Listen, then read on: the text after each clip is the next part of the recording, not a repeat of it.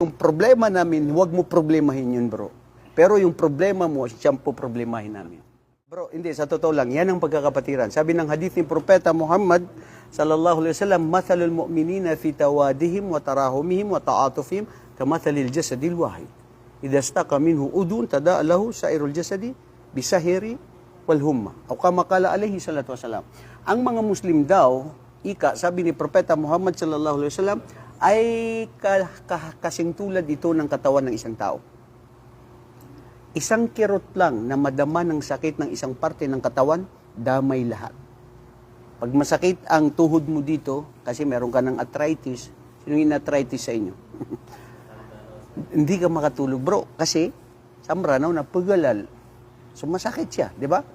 Ganun din ang pag-angipin mo, sumasakit. So, ibig sabihin mga kapatid, ang Muslim, na totoo na Muslim, na mayroon siyang tunay na